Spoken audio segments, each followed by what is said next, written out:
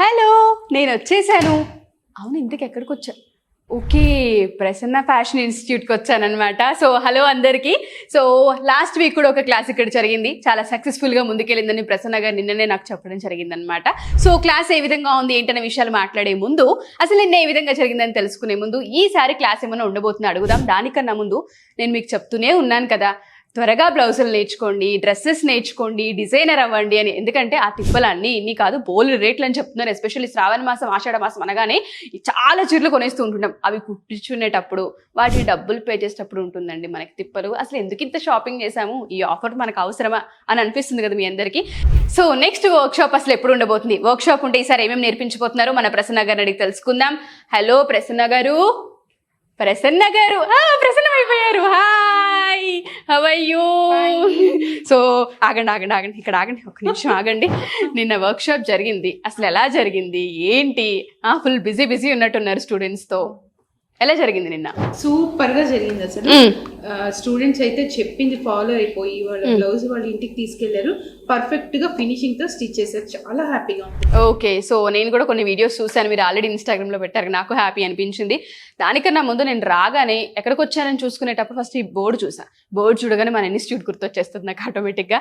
So ఏంటి ఇక్కడ Sunday July 13th work shop, specially ఈ పాయింట్ హైలైట్ చేశారు కుర్తి. నేను డిజైనర్ పక్కా కన్ఫర్మ్ పోయిన జన్మలో, అందుకే దీని చుట్టూ తిరుగుతున్నాను నేను. ఇప్పుడు మళ్ళీ నాకు నేర్చుకోవాలని కోరిక వస్తూ ఉంది. ఏంటి అసలు ఏం నేర్పించబోతున్నారు, ఏ విధంగా ఉండబోతుంది? ఈసారి మనం క్రాస్ కట్ బ్లౌజ్, దాంతో పాటు straight cut kurti, okay, semi palazzo. So kurti and semi palazzo నేర్పించబోతున్నారు. సో ఇక్కడ ఏదైతే మీరు ఫోటో వేసారు, డ్రా చేశారు, సేమ్ యాజ్ ఇట్ ఈస్ ఈ విధంగానే ఉంటుంది. ఫుల్ హ్యాండ్సా?